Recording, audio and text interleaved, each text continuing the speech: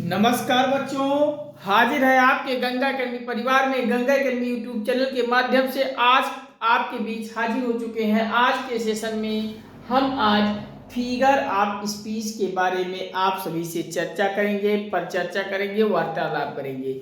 आपके परीक्षा के दृष्टिकोण से फिगर ऑफ स्पीच बहुत ही महत्वपूर्ण टॉपिक है। आज ये फिगर ऑफ स्पीच का टॉपिक आप के हर परीक्षाओं में यहाँ से क्वेश्चन पूछे जाते हैं और बहुत ही आसान होता है। थोड़ा सा आप सब ध्यान रखेंगे, आप सभी का फिगर ऑफ स्पीच का क्वेश्चन कभी गलत करके नहीं आओगे। आप सब UP TET, C TET, super TET प्राथमिक शिक्षक भर्ती में तो बहुत बहुत बहुत महत्वपूर्ण है। यहाँ से क्वेश्चन जरूर आते हैं। फिगर ऑफ स्पीच हिंदी व्याकरण में मैंने पढ़ा था, आप सभी को मैंने पढ़ाया था हिंदी व्याकरण में अलंकार। तो वही हिंदी व्याकरण का अलंकार इंग्लिश ग्रामर में फिगर ऑफ स्पीच होता है। इसे हिंदी में अलंकार ही कहते हैं। तो आज हम इस सभी पर डिस्कस करेंगे, पर चर्चा करेंगे, वार्तालाप करेंगे और आज से आप लोगों के लिए फिगर ऑफ स्पीच हो जाएगा बहुत ही आसान। और यहाँ से क्वेश्चन परीक्षा हॉल में आएगा तो आप चुटकी बजाते बजाते कुछ नैनो सेकंड में ही आप सभी यहाँ से क्वेश्चन कर पाएंगे और कभी गलत नहीं होने वाला है। मैं कुछ ऐसे ट्रिक बेस पे मैं इस टॉपिक को लेकर चलूँगा आप सभी के सामने कि बस आप सभी ट्रिक को याद रखेंगे और फिगर ऑफ स्पीच सही कर देंगे। तो चलिए आज हम इस सेशन पे शुरुआत करता हूँ फिगर ऑफ स्पीच से। इससे पहले आप सभी से विनम्र निवेदन करते हुए अपील कर रहा हूँ, आप सभी से गुजारिश कर रहा हूँ, अपना एक छोटा भाई समझकर, अपना एक बड़ा भाई समझकर, जो भी समझना हो अपना एक भाई रूप में मुझे समझकर ये गंगा एकेडमी चैनल को अपना परिवार समझिए, अपना परिवार बनाइए। ये गंगा एकेडमी परिवार मंच प्लेटफॉर्म ये आप सभी का है। इस मंच पर आप सभी एक साथ आइए, एकजुट होकर आइए और चैनल पर प्यार और सपोर्ट देते हुए हमारा आत्मविश्वास हौसला बढ़ाते जाइए, हमें मोटिवेट करते जाइए। चैनल को आप सब सब्सक्राइब कर लीजिए। सब्सक्राइब करते ही आपको बगल में घंटी बनती हुई दिखाई देगी, उसको भी ऑल पे प्रेस कर लीजिए, जिससे अब यहाँ से जो भी वीडियोस पब्लिश करें सबसे पहले आपके मोबाइल में पहुँचे और कोई भी टॉपिक आपसे छूटने ना पाए। हर टॉपिक आप देखकर अपनी तैयारी को बेहतर कीजिए, परीक्षा हॉल में जाइए, परीक्षा क्रैक करके हुए क्वालिफाई कीजिए और एक नौकरी लेकर अपने और अपने घरों में खुशियाँ लेकर आइए। जब आपके नौकरी मिलने पर आपके घर में खुशी मिलेगी तो मुझे भी खुशी मिलेगी। आप सभी से गुजारिश करता हूँ कि चैनल को सब्सक्राइब करते हुए बेल को ऑल पे प्रेस कर लीजिए और लाइक शेयर कमेंट के माध्यम से हमारा आत्मविश्वास हौसला आत्मबल बढ़ाते जाइए, हमें मोटिवेट करते हुए, प्रेरित करते हुए प्रभावित कर दीजिए, जिससे हम आपके लिए हर विषय की पूरी कंप्लीट तैयारी फुल कोर्स के साथ कंप्लीट करा सकूं। आप सभी का प्यार और सपोर्ट हमारे प्रति बनता रहेगा, आप सब जताते रहेंगे तो हर एक विषय के हम टॉप 10 श्रेणियों के कुछ अनुभवी टीचरों का चयन करके हम उन अनुभवी टीचरों से हर विषय की पूरी कंप्लीट फुल कोर्स के साथ पूरा तैयारी करवाएंगे और तैयारी करवाते हुए उन पूरा क्लास में नोट्स भी आप सभी को उपलब्ध कराया जाएगा। बस आप सभी प्यार और सपोर्ट देते हुए चैनल को सब्सक्राइब कर लीजिए, बेल को ऑल पे प्रेस कर लीजिए और व्हाट्सएप, फेसबुक, इंस्टाग्राम, ट्विटर इत्यादि सभी सोशल साइटों के हर ग्रुपों में गंगा एकेडमी के इस लिंक को, वीडियोस को आप सब इतना शेयर कर दीजिए कि संपूर्ण भारत के हर घर, हर परिवार, हर सदस्य तक गंगा एकेडमी पहुंच जाए। हर एक भाई बहन तक आप पहुंचा दीजिए गंगा एकेडमी, संपूर्ण भारत के हर भाई बहन तक, हर परिवार में आप इसे पहुंचा दीजिए चैनल को। हर गरीब परिवार में गंगा एकेडमी पहुंच जाए। अपने सभी दोस्तों, परिचितों, संबंधियों, रिश्तेदारों को भी शेयर कर दीजिए और अधिक से अधिक लोग तक इसे पहुंचाइए और गंगा एकेडमी के परिवार की संख्या बड़ा कीजिए। आप सभी हमारे परिवार हैं, आप सभी के बिना हमारी ज़िंदगी अधूरी है। प्लीज़ आप सभी सब्सक्राइब कर लीजिए और चैनल पे प्यार सपोर्ट देते हुए परिवार बन जाइए।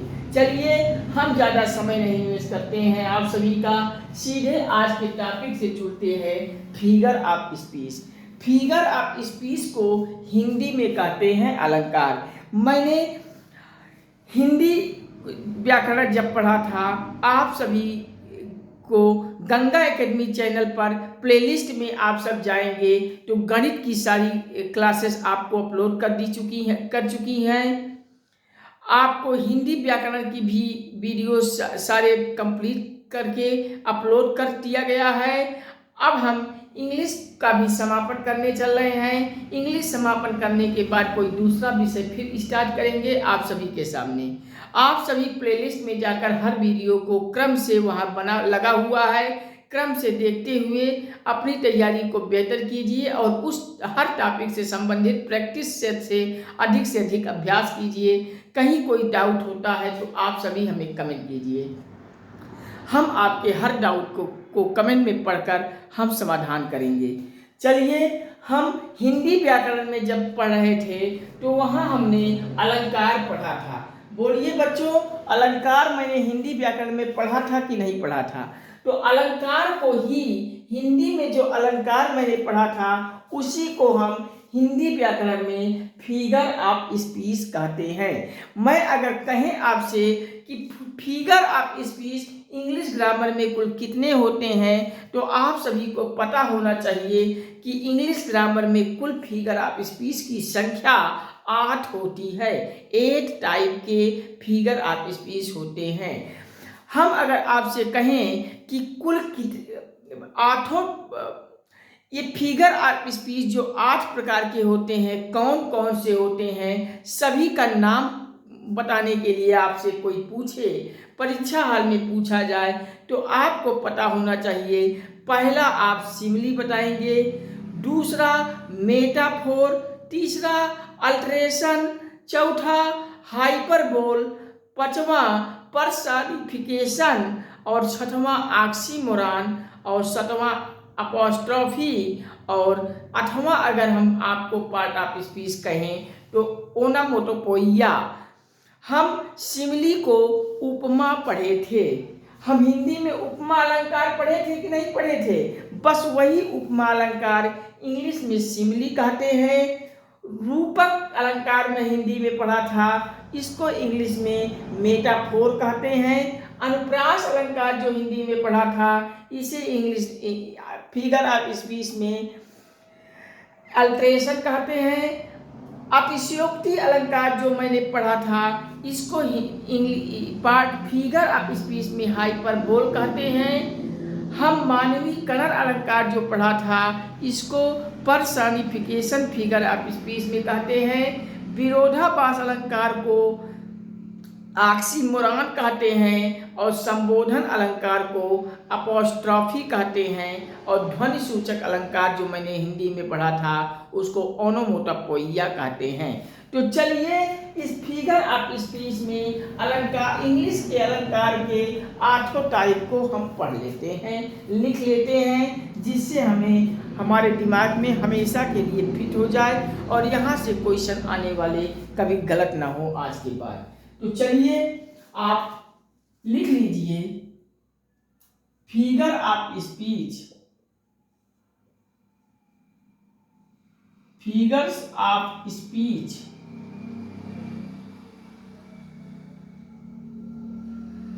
कुल 8 प्रकार के होते हैं। 8 प्रकार के होते हैं। फिगर ऑफ स्पीच कुल 8 प्रकार के होते हैं। कौन कौन से होते हैं आप सब समझिए। तो बच्चों, फिगर ऑफ स्पीच कुल 8 प्रकार के होते हैं। कौन कौन से होते हैं, चलिए एक एक करके सभी को लिख लेते हैं। जी, पहला नंबर फिगर ऑफ स्पीच में पहला नंबर लिखेंगे simile, yes I, simile, yes I am I L E. और सिमिली को हिंदी में कहते हैं उपमा अलंकार। उपमा अलंकार ब्रैकेट में लिखेंगे उपमा अलंकार। सिमिली को हिंदी में उपमा अलंकार कहते हैं। हिंदी व्याकरण जब हम पढ़ रहे थे तो वहाँ उपमा अलंकार आप सभी को पढ़ाया गया था ना, तो वही उपमा अलंकार को figure of speech English grammar में सिमिली कहा जाता है। चलिए दूसरा वाला लिख लीजिए। दूसरा वाला लिख लीजिए metaphor, M E T A P H O R. और मेटाफोर को हिंदी में कहते हैं रूपक अलंकार। आप सब हिंदी में रूपक अलंकार भी पढ़े थे, तो वही मेटाफोर को हिंदी में रूपक अलंकार कहा जाता है। रूपक अलंकार लिख लीजिए, रूपक अलंकार। और अगला थर्ड नंबर लिखिए एल्ट्रेशन। थर्ड नंबर लिखिए एल्ट्रेशन, ALLITERATION।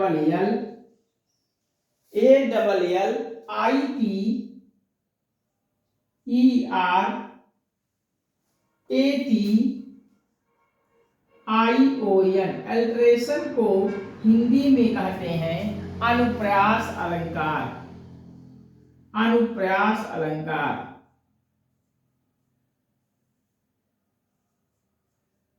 हिंदी व्याकरण में अनुप्रास अलंकार पढ़ा गया था ना, तो वही अलंकार अनुप्रास अलंकार को इंग्लिश में एल्ट्रेशन कहा जाता है। नेक्स्ट लिखिए चौथा नंबर।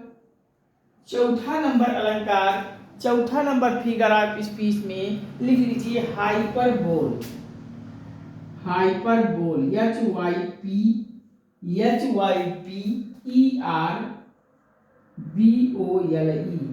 हाइपरबोल। हाइपरबोल अलंकार को हिंदी में कहते हैं अतिशयोक्ति अलंकार। हम सब हिंदी में अतिशयोक्ति अलंकार भी अच्छी तरीके से पढ़े थे, तो यहाँ अतिशयोक्ति अलंकार को हाइपरबोल कहा जाता है। अतिशयोक्ति अलंकार, अतिशयोक्ति अलंकार हाइपरबोल। अब नेक्स्ट 5 नंबर लिख लीजिए पर्सनिफिकेशन। पांचवा लिख लीजिए next personification. Personification, PERSONIFICATION। Personification को हिंदी में कहते हैं मानवीकरण। आप सब एक एक करके अभी लिखते जाइए। अभी हम 8 अलंकार को बताते हुए फिर एक एक अलंकार को अच्छी तरीके से पढ़ते हैं और उनके ट्रिक को भी आप सभी को देंगे कि आप सब कुछ इस ट्रिक को मात्र याद रखेंगे तो आप सभी को कहीं कोई डाउट नहीं होने पाएगी। तो पर्सनिफिकेशन को हिंदी में कहते हैं मानवीकरण। मानवीकरण अलंकार।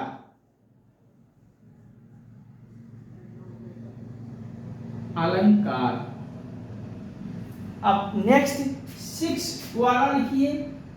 नेक्स्ट 6 नंबर लिखिए ऑक्सीमोरॉन। ऑक्सीमोरॉन की स्पेलिंग है OXYMARRON।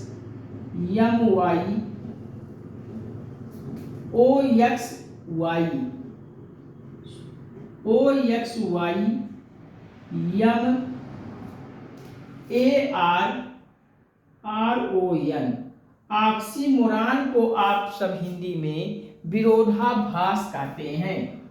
लिख लीजिए ऑक्सीमोरॉन के आगे ब्रैकेट में विरोधाभास अलंकार।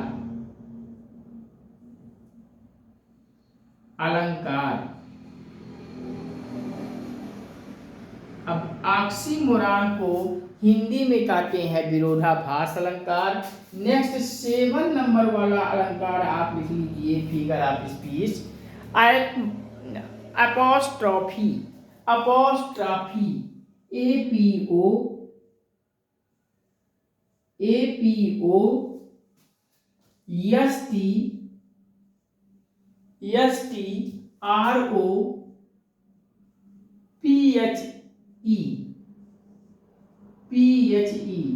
अपोस्ट्रॉफी को हिंदी में कहते हैं, लिख लीजिए, संबोधन। संबोधन अलंकार। संबोधन अलंकार। संबोधन अलंकार। अब नेक्स्ट लिखिए लास्ट 8 नंबर वाला figure of speech, onomatopoeia. ONAMATO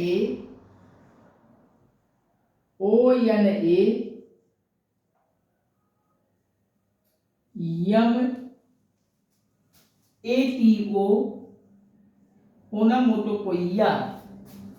motto MATOPOCIA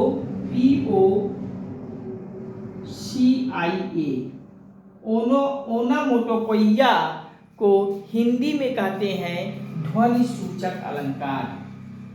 ध्वनि सूचक अलंकार।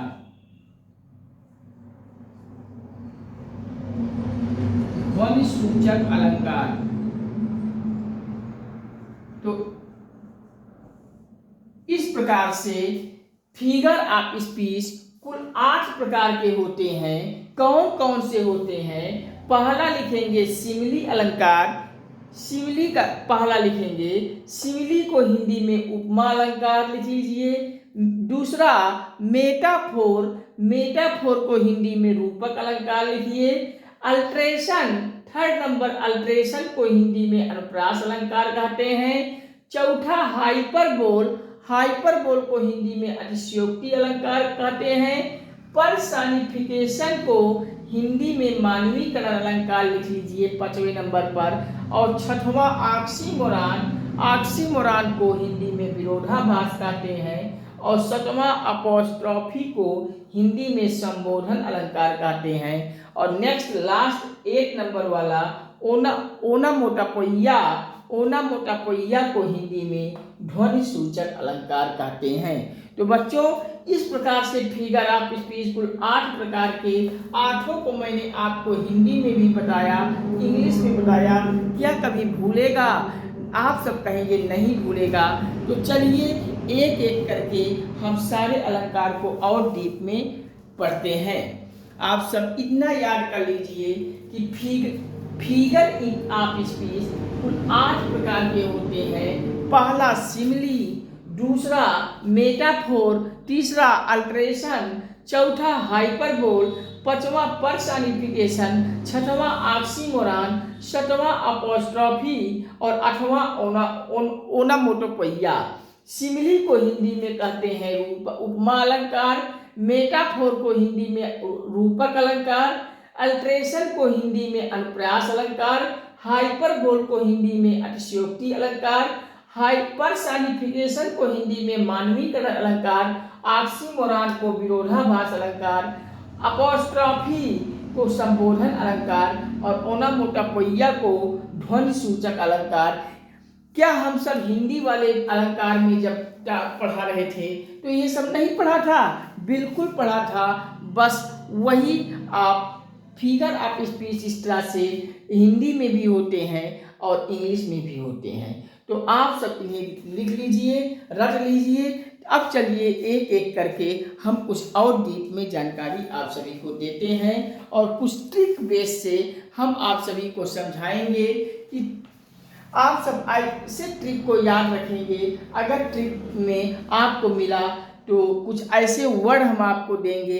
अगर ट्रिक में जो वर्ड, सिमिली के लिए हम पहचान कैसे करेंगे, मेटाफोर के लिए हम पहचान कैसे करेंगे, अल्ट्रेशन के लिए हम पहचान कैसे करेंगे, हाइपरबोल के लिए हम पहचान कैसे करेंगे, पर्सनिफिकेशन को हम कैसे पहचानेंगे, ऑक्सीमोरॉन को कैसे पहचानेंगे, अपॉस्ट्रॉफी को कैसे पहचानेंगे, ओनोमोटोपोइया को हम कैसे पहचान करेंगे। हम इन पहचान के लिए कुछ ट्रिक बेस में एक एक करके हम सभी को हम डीप में चलते हैं। तो चलिए, आप सब लिख लिए होंगे, हम साइड में हो जा रहे हैं, आप सब लिख लीजिए। कहीं किसी को कोई प्रॉब्लम हो तो बताइए, हम पुनः आप सभी को यही क्लास फिर समझा देंगे। चलिए, आप सब लिख लीजिए।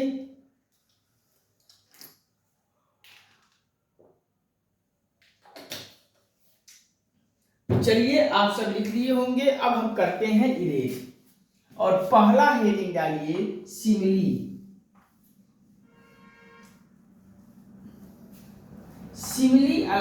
सिमिली को ब्रैकेट में उपमा अलंकार लिख लीजिए, और सिमिली की हम पहचान करते हैं। सिमिली अलंकार कैसे हम पहचानते हैं, तो सिमिली अलंकार को पहचान करने के लिए हम कुछ ट्रिक आप सभी को देंगे।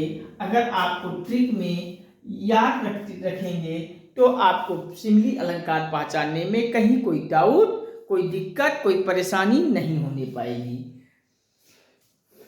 तो चलिए, सिमिली अलंकार की सबसे पहले हम एक छोटा सा डेफिनेशन लिख लेते हैं। तो लिख लीजिए आप definition.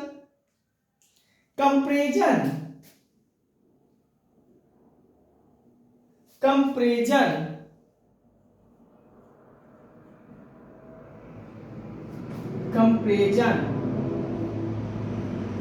Between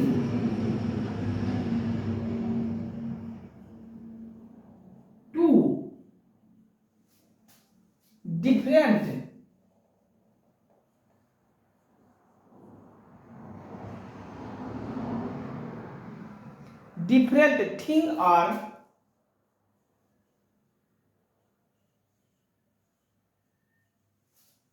thing are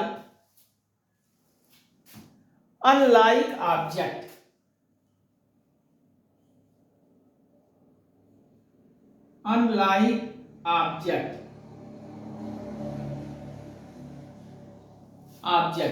simile अलंकार उपमा अलंकार को का डिफिनेशन लिख लीजिए।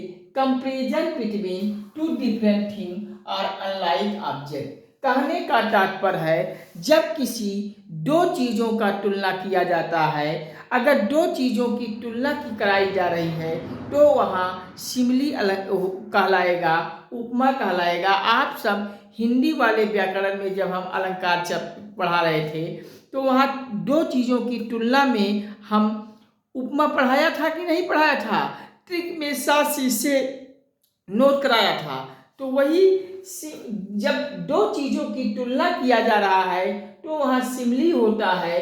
अब सिमिली के कुछ, अगर आप सभी को परिभाषा नहीं याद है, डिफिनेशन भी नहीं याद हो रहा है, तो कोई दिक्कत नहीं है, मत याद कीजिए। हम कुछ एक ऐसा ट्रिक दे देते हैं, आप इसी ट्रिक को याद रखेंगे और आप इस ट्रिक की मदद से कभी कोई किसी परीक्षा में आप गलत करके नहीं आओगे। तो इस ट्रिक को हम आप सभी के बीच पेश करता हूँ। कहीं कोई डाउट हो तो बताइए। परीक्षा में डिफिनेशन अब पूछा ही नहीं जाएगा, पर आपको कोई एक सेंटेंस दे दिया जाएगा और उसमें पहचान करना होगा कि निम्नलिखित में से फिगर ऑफ स्पीच में बताइए कौन सा फिगर ऑफ स्पीच है, सिमिली है, मेटाफोर है, अल्ट्रेशन है, हाइपरबोल है, पर्सनिफिकेशन है, ऑक्सीमोरॉन है, अपॉस्ट्रॉफी है या ओनोमोटोपोइया है। तो कंपैरिजन वर्ड आप कुछ ऐसे लिख लीजिए। कंपैरिजन वर्ड, अगर आपको सेंटेंस में कुछ इस प्रकार से कंपैरिजन वर्ड आते हैं तो आप आंख मूंद के वहां सिमिली मार दीजिए, आपका क्वेश्चन सही हो जाएगा, आपके जेब में नंबर आ जाएगा, कोई एग्जामिनर आपका नंबर काट नहीं पाएगा। तो कंपैरिजन वर्ड आप सिमिली में कुछ ऐसे कंपैरिजन वर्ड को याद रखेंगे। तो आप लिखिए, जैसे वाक्य में, सेंटेंस में अगर सो आ गया, सो आ गया, सो नहीं आया तो एज आएगा, आइज भी नहीं आया तो आपको लाइक कहीं ना कहीं दिखाई पड़ेगा, लाइक भी नहीं आया है तो आपको सच दिखाई पड़ेगा, सच नहीं दिखाई पड़ा तो जस्ट दिखाई पड़ेगा, और जस्ट भी नहीं दिखाई दिया तो आपको कहीं ना कहीं एज मिलेगा।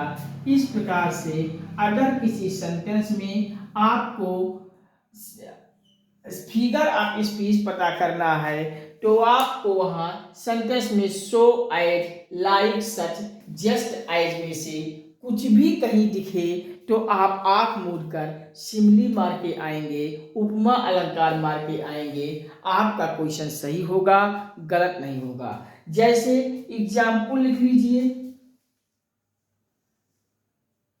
एक एग्जाम्पल से हम आप सभी को समझाते हैं। चलिए, I wonder, WONDERED,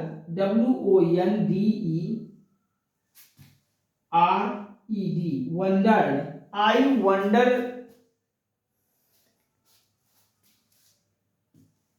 LONE, lonely, I a cloud। अब इस सेंटेंस में आपको पता करना है कि कौन सा अलंकार है, कौन सा फिगर ऑफ स्पीच है। I wonder likely as a cloud, तो आपको इसमें पूरा आपको पढ़ने की जरूरत ही नहीं है। आप यहाँ एज देखेंगे और एज देखते ही एज अगर मिल गया तो आप सिमली मार के चले जाइए। एज, सो एज, लाइक, सच, जस्ट एज में से आपको कुछ भी दिखे, सो एज, लाइक, सच, जस्ट एज में से आपको कहीं दिख गया तो आप आंख मोड़ के सिमली मारिए। तो I wonder likely as a cloud में आपको यहाँ एज दिख गया तो एज देखते ही आप सिमली मार के चले आइए, आपका क्वेश्चन सही हो जाएगा। तो चलिए इतना लिख लीजिए, फिर हम अगला मेटाफोर पे चलते हैं, रूपक अलंकार पर चलते हैं। कहीं किसी को कोई प्रॉब्लम हो तो बताइए, लिख लीजिए। सिमिली ब्रैकेट में उपमा अलंकार, डिफिनेशन लिख लीजिए छोटा सा। Comparison between two different thing or unlike object. Comparison word इसके हैं, वाक्य में इन कंपैरिजन वर्ड को देखते ही आप सिमिली मारेंगे, या एज, सो एज, लाइक, सच, जस्ट एज। याद रखेंगे, दिमाग में फीड कर लीजिए कि अगर कहीं सेंटेंस में सो आया, एज आया, लाइक आया, सच आया, जस्ट आया, एज आया, इनमें से कोई अगर आपको सेंटेंस में दिखा, वाक्य में दिखा, तो आंख मूंद कर आप वहाँ सिमली मारेंगे, सिमली वाले ऑप्शन पे टिक मारेंगे, आपका क्वेश्चन सही हो जाएगा, कहीं कोई गलती नहीं होगा। जैसे I wonder lonely as a cloud में मैंने एज देखते ही सिमली मार के आगे बढ़ेंगे। तो चलिए आप सब इतना लिख लीजिए, हम साइड में हो जाते हैं। अगला चलते हैं मेटाफोर, रूपक अलंकार। तो हम इरेज करते हैं, आप सब लिख लिए होंगे। हम अगला चलेंगे मेटाफोर, रूपक अलंकार।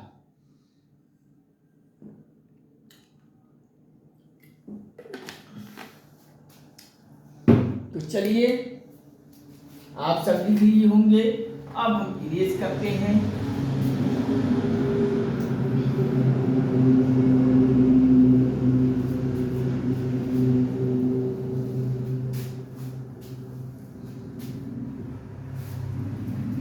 दूसरा लिखेंगे आप सब मेटाफोर, मेटाफोर, और मेटाफोर को ब्रैकेट में लिखेंगे हिंदी में रूपक अलंकार, रूपक अलंकार। अब मेटाफोर को हम पहचानेंगे कैसे, चलिए हम पहचान कराते हैं।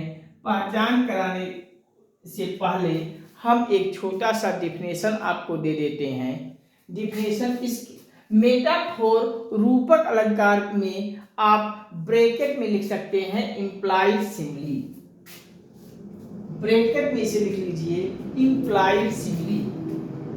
अभी हम बताएंगे ये इम्प्लाइड सिमिली मैंने क्यों लिखाया है, क्यों बताया है implied simile.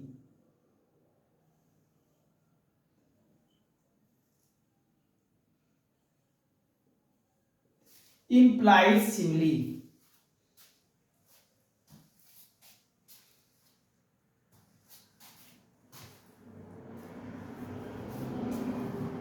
implies simile।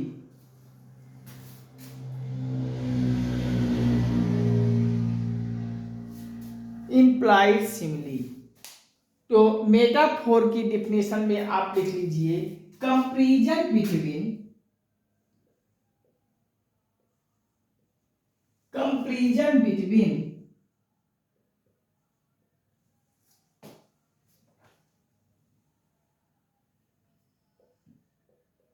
Comparison between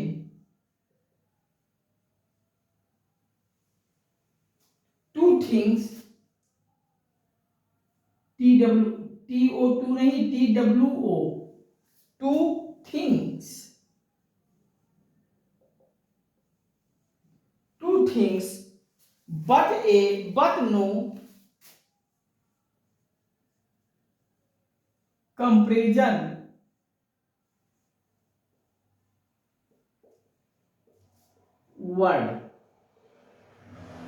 words, ये आपका वर्ड्स यूज, ये आप मेटाफोर वाले में डिफिनेशन लिख लीजिएगा comparison between two things but no comparison words use. कहने का तात्पर्य है हमने यहाँ मेटाफोर रूपक अलंकार के आगे ब्रैकेट में मैंने एम्प्लाइड सिमिली जो लिखाया है, तो इम्प्लाइड सिमिली लिखा क्यों लिखाया है, एम्प्लाइड सिमिली इसको इस नाते लिखाया हूँ कि मैंने सिमिली में आपको बताया कि यहाँ कंपैरिजन वर्ड आप आते हैं, किसी दो चीज़ों का तुलना कराया जाता है, कुछ खास इसके कंपैरिजन वर्ड होते हैं रहते हैं, जबकि मेटाफोर रूपक अलंकार में कोई कंपैरिजन वर्ड होता ही नहीं है, लेकिन यहाँ तुलना कराई जाती है किसी दो वस्तु में, किसी दो वस्तु में इसकी तुलना कराई जा रही है। वाक्य का अर्थ निकालेंगे तो वहाँ तुलना होता रहेगा, लेकिन कोई कंपैरिजन वर्ड का यूज नहीं होता है। अगर कंपैरिजन वर्ड का यूज नहीं है और तुलना वाक्य में हो रही है तो आपको मेटाफोर लगाना है, रूपक अलंकार लगाना है। इसी नाते मैंने ब्रैकेट में इसको एम्प्लाइड सिमिली बता दिया हूँ, आप सभी को लिखाया हूँ। तो इसके एग्जाम्पल को हम देखते हैं। चलिए एक एग्जाम्पल से चीजें आसान हो जाएंगी। तो एग्जाम्पल लिख लीजिए, जैसे कैमल, कैमल मीन्स क्या होता है, ऊंट। Camel is the ship, camel is the ship of the desert, desert. अब देखिए camel is the ship of the desert, desert मतलब होता है रेगिस्तान, शिप मतलब होता है जहाज, कैमल का मतलब होता है ऊंट। रेगिस्तान का जहाज ऊंट को कहा गया है। तो यहाँ आपको कोई कंपैरिजन वर्ड आया, कंपैरिजन वर्ड कोई आया नहीं है, लेकिन वाक्य को पढ़ने पर camel is the ship of the desert आपको तुलना कराई जा रही है, तुलना हो रहा है। अगर कि बिना किसी कंपैरिजन वर्ड के तुलना कराई जा रही है तो मेटाफोर रूपक अलंकार हो जाएगा। इसी नाते हमने इसे एम्प्लाइड सिमिली को बताया है, जबकि सिमिली में हम कंपैरिजन वर्ड के साथ कंपैरिजन होता है, तो हम वहाँ अगर कंपैरिजन वर्ड के साथ तुलना कराई जा रही है तो सिमिली लगाइएगा, लेकिन बिना कंपैरिजन वर्ड के तुलना हो रही है तो मेटाफोर रूपक अलंकार कहलाएगा। रूपक अलंकार को मेटाफोर को इसी नाते मैंने ब्रैकेट में एम्प्लॉय सिमिली कराया हूँ। तो डिफिनेशन लिख लीजिए, comparison between two things but no comparison word. यहाँ मैंने नो कंपैरिजन वर्ड आपको जो दिखाया हूँ तो वही कंपैरिजन वर्ड का यूज यहाँ नहीं होता है। जैसे camel is the ship of the desert, रेगिस्तान का जहाज कहते हैं ऊंट को। यहाँ बिना किसी कंपैरिजन वर्ड के तुलना कराई जा रही है रेगिस्तान की जहाज किसको, ऊंट की। तो इस प्रकार से इसे ऐसे अगर एग्जाम्पल कोई आए, कोई सेंटेंस आए, आपको पहचान करना है तो आप मेटाफोर वाले पे टिक लगा के आगे बढ़ जाएंगे। तो चलिए इतना आप सब लिख लीजिए, हम साइड में होते हैं। अब अगला थर्ड नंबर चलते हैं, अल्ट्रेशन, जिसको हिंदी में कहते हैं अनुप्रास अलंकार। कहीं किसी को कोई डाउट हो तो बताइए। अब थर्ड नंबर वाला लिखिए अल्ट्रेशन।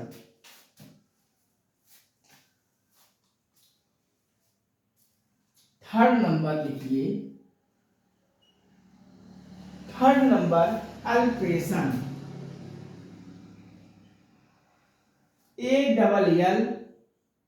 ALLITERATION।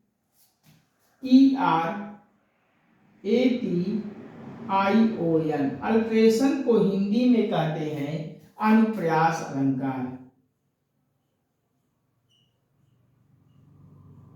अनुप्रास अलंकार।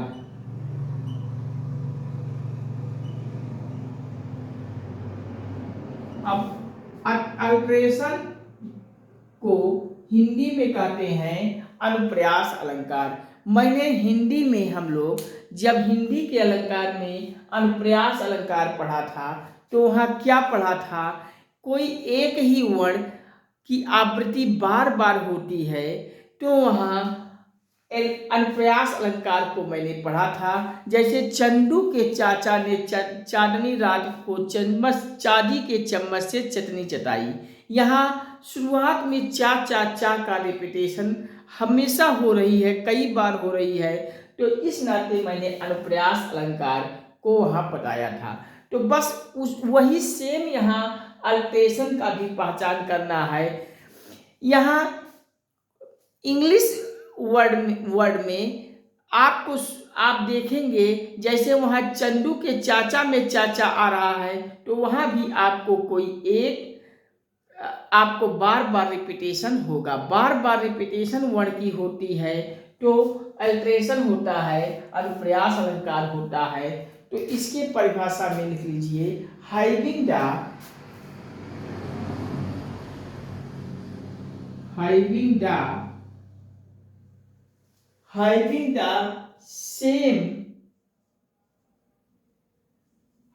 the same first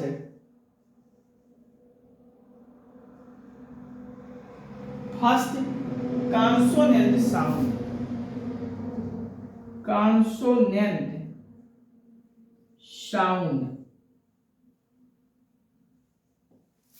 having the same first consonant sound, आपका वर्ड, हर वर्ड में आपका जो पहला कॉन्सोनेंट साउंड होगा वो आपको कहीं ना कहीं वहाँ 2-4 बार रिपीटेशन हुआ होता है। पहला कॉन्सोनेंट साउंड कई बार रिपीटेशन होता है, बार बार आता है, अल्ट्रेशन हो जाएगा, अनुप्रास हो जाएगा। जैसे एग्जाम्पल से हम समझते हैं, हमारी हो जाएगी थोड़ा सा और आसान। हम आप सभी को अल्ट्रेशन में एक एग्जाम्पल से आप सभी को समझाता हूँ। आप सभी इससे संबंधित प्रैक्टिस सेट में जाइएगा। मैं बार बार कहता हूँ कि यहाँ के वीडियोस को 2-4 बार आप देख के क्लियर कीजिएगा और किसी प्रैक्टिस मार्केट से आप कहीं बुक स्टॉल से अच्छी प्रैक्टिस सेट अच्छे राइटर का ले लीजिए, जिसमें कई सालों के पेपर वाइज प्रैक्टिस सेट बनाया गया है और उन पे प्रैक्टिस सेट में आप फिगर ऑफ स्पीच से संबंधित अभ्यास, अधिक से अधिक अभ्यास कीजिएगा, ज़्यादा से ज़्यादा प्रैक्टिस कीजिएगा। कहीं किसी एग्जाम्पल में, कहीं किसी क्वेश्चन में अगर कहीं आप लोग फंसिएगा, परेशानी होगी, डाउट होगा, तो हमें कमेंट में दीजिएगा। हम आप सभी को डाउट क्लास के माध्यम से पूरा का पूरा समाधान करेंगे। आपका हर एक कमेंट हमारे लिए महत्वपूर्ण होता है और हम पूरे आपके हर कमेंट को गंभीरता से पढ़ के आप सभी का समाधान करते हैं। तो चलिए एग्जाम्पल आप सब लिखिए। एग्जाम्पल आप सब लिखिए अल्ट्रेशन का। जैसे ही happy,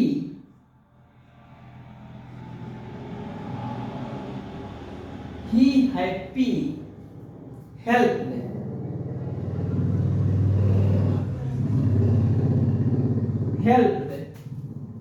the homeless,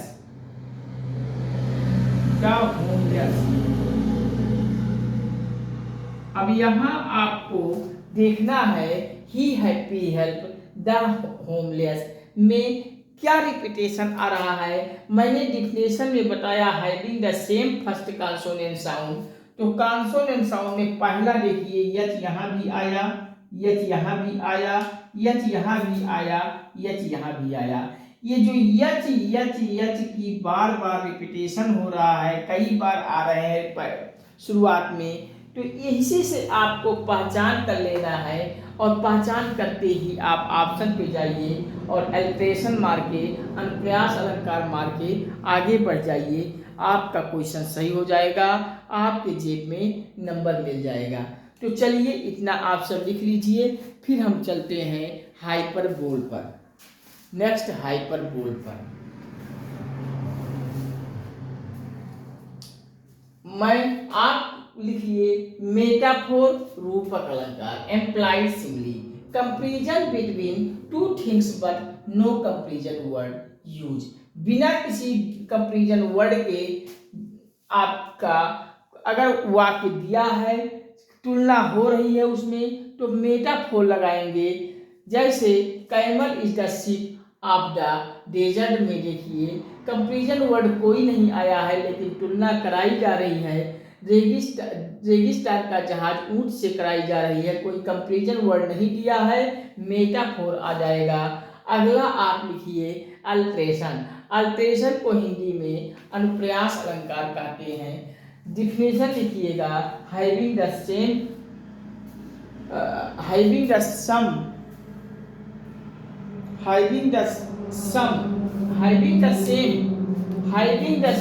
first consonant sound. पहला कॉन्सोनेंट साउंड सेम रिपीटेशन होता है। जैसे ही हैप्पी हेल्प द होमलेस, ही में यच लिखा, हैप्पी में यच लिखा, हेल्प में यच लिखा, होमलेस में शुरुआत में यच लिखा, सब में शुरुआत में यच यच यच की रिपीटेशन हो रही है। एल्ट्रेशन हो जाएगा और प्रयास अलंकार हो जाएगा। कहीं किसी प्रकार की कोई दिक्कत नहीं होगी। अब इतना लिख लीजिए, हम साइड में होते हैं, फिर इरेज करते हैं और आगे चलते हैं अगले चौथे number figure of speech hyperbole पर। तो नोट कीजिए आप सब।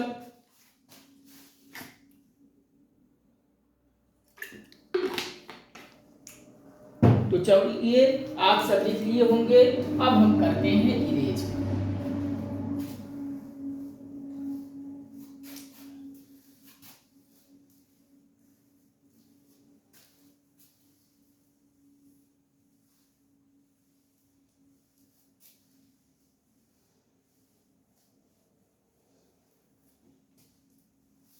चलिए चौथा नंबर लिखिए हाइपरबोल।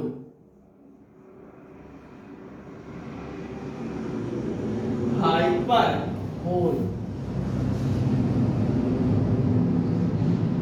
हाइपरबोल अतिशयोक्ति अलंकार। ब्रैकेट पे हाइपरबोल को अतिशयोक्ति अलंकार लिख लीजिए। हिंदी में इसे अतिशयोक्ति अलंकार कहते हैं। अतिशयोक्ति अलंकार। अब हाइपरबोल अतिशयोक्ति अलंकार को हम कैसे पहचानेंगे? परीक्षा में कोई सेंटेंस दे दिया गया है, हाइपरबोल से संबंधित फिगर ऑफ स्पीच है, और वहाँ पहचान करने के लिए आ जाए निम्नलिखित में से कौन सा विकल्प सही है, तो कैसे पहचान करके आप हाइपरबोल वाले विकल्प को टिक करेंगे? तो आपको पता होना चाहिए कि हाइपरबोल को हिंदी में अतिशयोक्ति अलंकार कहा जाता है। और हिंदी वाले व्याकरण में हम जब अलंकार पढ़ा रहे थे तो अतिशयोक्ति अलंकार को क्या पढ़ा था? जब किसी बात को बढ़ा चढ़ाकर या घटाकर कही जाती है तो हम उसे अतिशयोक्ति अलंकार कहते हैं। को किसी बात को बहुत ज़्यादा इतना बढ़ा दिया जाता है, बहुत ज़्यादा बढ़ा चढ़ा के या बहुत ज़्यादा बढ़ा घटा कर बात कह दी जाए तो वहाँ अतिशयोक्ति अलंकार पढ़ा था कि नहीं पढ़ा था बच्चों? तो वही हाइपरबोल भी वही है, जब हमें बढ़ा चढ़ाकर या घटाकर कोई बात कही जाती है, उस सेंटेंस का अर्थ निकालने में आपको पता चल रहा है कि बात को बढ़ा चढ़ाकर या घटाकर कही गई है, तो वहाँ आप हाइपरबोल वाले ऑप्शन पे टिक मारेंगे और आगे बढ़ेंगे। तो हाइपरबोल में आप लिख लीजिए एक लाइन, डिफिनेशन में लिख लीजिए,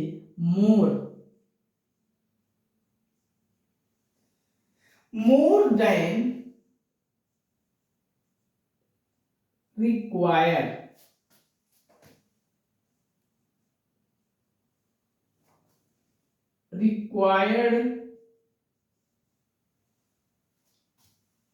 ब्रैकेट में लिखिए x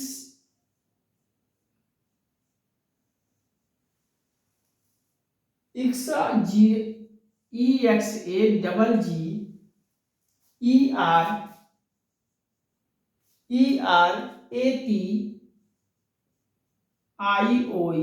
एक्सट्राजेशन, more than required, exaggeration bracket में कर लीजिएगा। यहाँ अतिशयोक्ति अलंकार बात को बढ़ा चढ़ाकर या घटाकर अगर कही जाती है तो हाइपरबोल हो जाएगा, हाइपरबोल फिगर ऑफ स्पीच हो जाएगा। इसको आप हिंदी में ब्रैकेट में लिख लीजिए, जब किसी बात को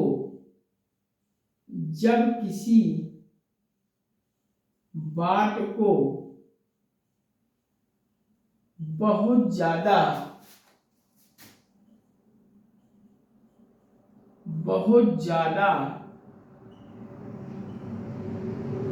बढ़ा चढ़ाकर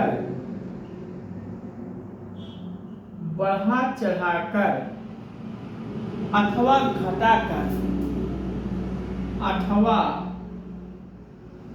घटाकर कही जाती है तो वहाँ हाइपरबोल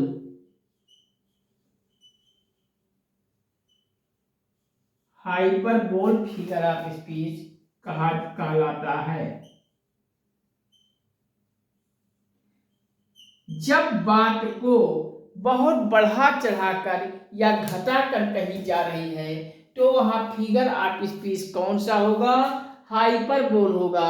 हाइपरबोल को हिंदी में अतिशयोक्ति अलंकार कहा जाता है। तो अतिशयोक्ति अलंकार कहा जाता है। अगले लाइन से एक पॉइंट में और लिख लीजिएगा, जैसे shown, SHOWN, shown greater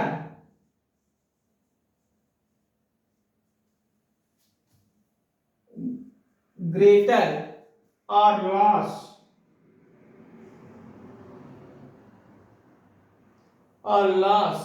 less than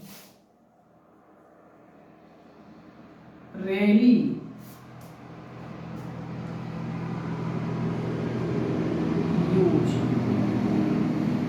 huge।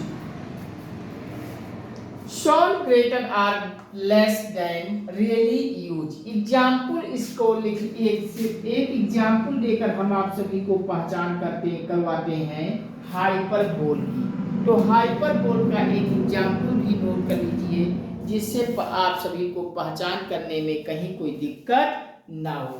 तो चलिए हाइपरबोल आप में एग्जाम्पल लिखिए river.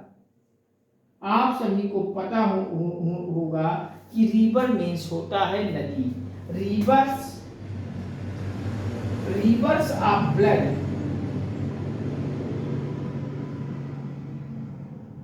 Reverse of blood followed, FLOWED, followed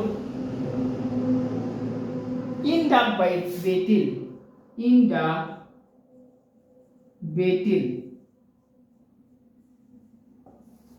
अब इसको जरा पढ़िए, river of the blood flowed in the reverse of blood flowed in the battle का अर्थ युद्ध होता है। फ्लोड मतलब बढ़ना, ब्लड मतलब खून, और रिवर्स मतलब नदी। मतलब युद्ध, इन द बैटल युद्ध में बढ़ रहा है क्या, खून की नदी। तो क्या युद्ध में कभी कोई खून की नदी बहती है? जब कहीं कोई युद्ध होता है तो क्या खून की नदी बहती है? सच्चाई आपको पता चलता है नहीं। बात को बढ़ा चढ़ा कर कहा गया है कि फला युद्ध में खून की नदी बह रही है।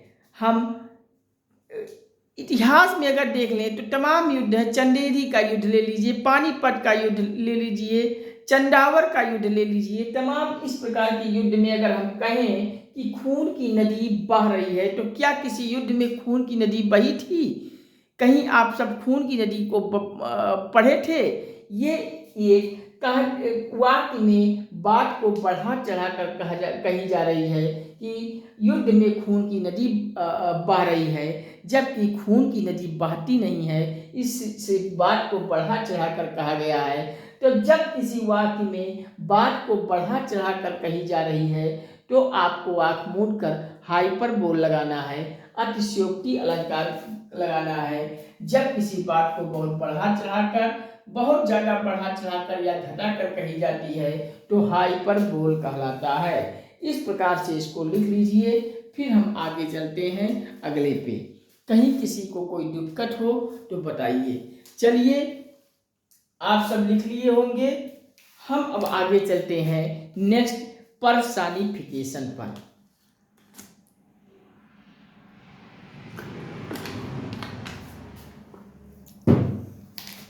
तो चलिए आप सब लिख लिए होंगे, हम अब इरेज करते हैं।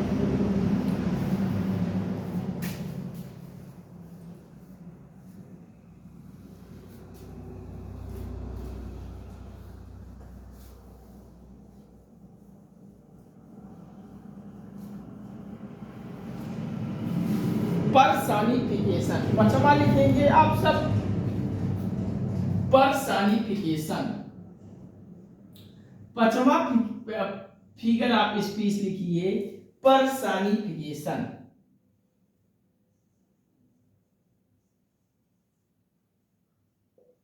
पर्सनिफिकेशन,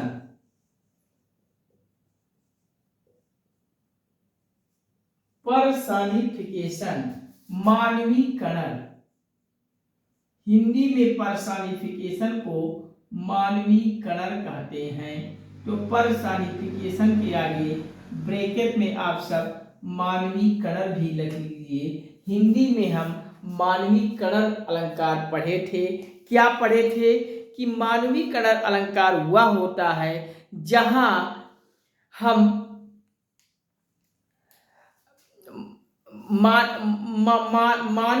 मानवीकृत को समझ लेते हैं। जैसे हम कह दें ये मार्कर अंधा है, तो क्या मार्कर अंधा होता है? या मैं कह दें इस माचिस में जान है। क्या माचिस में जान होती है? इस प्रकार से अगर हम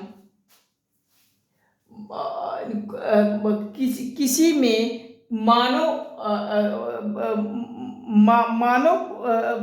के रूप में हम कह दें तो हम पर्सनिफिकेशन पे टिक लगाएंगे। तो इसमें आप एक लाइन डिफिनेशन में लिख लीजिए, when an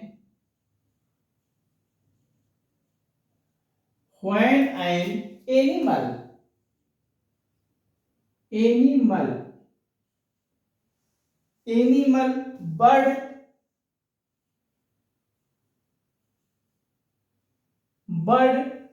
idea or an object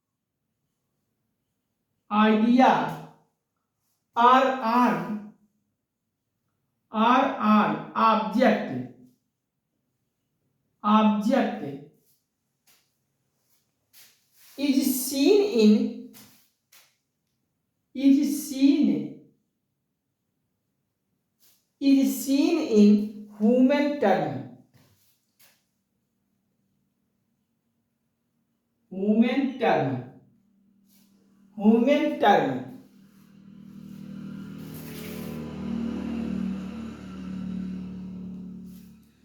when an animal bird's idea or object is seen in human term, जब हम किसी मानव का टर्म लेते हैं, एनिमल बर्ड आइडिया आन कोई सेंस लगाते हैं, मानवीकरण का भेद हो जाता है, तो वहाँ पर्सनिफिकेशन कहलाते हैं। मैं एक एग्जाम्पल से चीज़ों को आसान कर लेता हूँ। आप अगर ऐसे नहीं समझे तो एग्जाम्पल से एक एग्जाम्पल से हम आप सभी को समझाता हूँ। पर्सनिफिकेशन मानवीकरण अलंकार को कैसे पहचानेंगे, तो एग्जाम्पल लिखिए। एक छोटा सा एग्जाम्पल है, लव इज ब्लाइंड। तो लिखिए love is blind. Love is blind. Love is blind का आप सब अर्थ बताइए कि लव इज ब्लाइंड का अर्थ क्या होगा। लव मीन्स होता है प्यार और ब्लाइंड मतलब होता है अंधा। प्यार अंधा होता है। तो आप इसका अर्थ बनाइए कि प्यार अंधा है। क्या कभी प्यार अंधा होता है? आप सब कहेंगे नहीं, ये इसमें मानवीकरण वाला रूप दे दिया गया है। जैसे किसी मानव के का तुलना कर दिया गया है। प्यार अंधा है, प्यार कभी अंधा नहीं होता है, मानव के रूप में ला लिया गया है। तो इस प्रकार से कोई एग्जाम्पल अगर आपसे आए तो मानवीकरण का रूप यहाँ आ जा रहा है, तो मानवीकरण का अर्थ मिल रहा है, तो पर्सनिफिकेशन हो जाएगा। आप पर्सनिफिकेशन लगा लीजिएगा। होता है मानो लव इज ब्लाइंड। अंधा कौन होता है? मानव होता है, लेकिन लव नहीं होता है। लव क्या मानव तो है नहीं। तो इस प्रकार से किसी में मानवीकरण का अर्थ निकले तो आपको पर्सनिफिकेशन कहलाएगा। When an animal, bird, idea or an object is seen in human term, किसी ह्यूमन टर्म का अर्थ मिले तो मानवीकरण में तो पर्सनिफिकेशन कहलाएगा।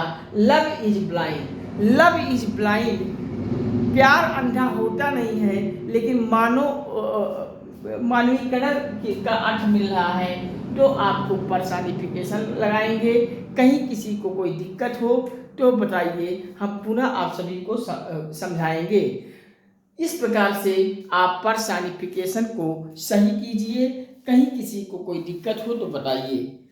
तो लिख लीजिए, पर्सनिफिकेशन को ब्रैकेट में मानवीकरण अलंकार कहते हैं। डिफिनेशन लिखिए, परिभाषा लिखिए। When an animal, birds, idea or an object is seen in human term. Example, love is blind, प्यार अंधा है, प्यार कभी अंधा होता नहीं है, लेकिन अंधा कहा जा रहा है, मानवीकरण आ गया तो पर्सनिफिकेशन हो जाएगा। कहीं किसी को कोई दिक्कत हो तो बताइए। चलिए इतना आप सब लिख लीजिए।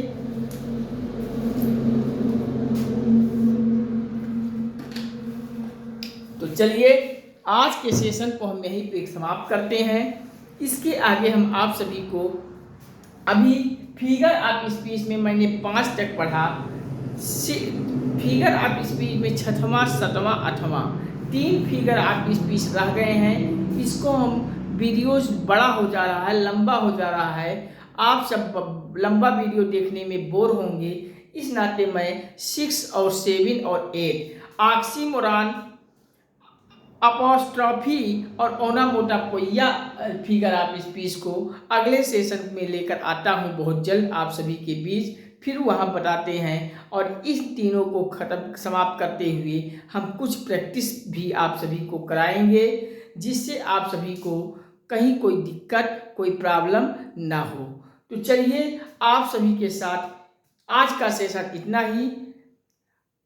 हम आप सभी से फिर गुजारिश करते हुए विनम्र निवेदन करता हूं, आप अपना एक भाई समझकर इस गंगा एकेडमी चैनल पर प्यार और सपोर्ट दे दीजिए।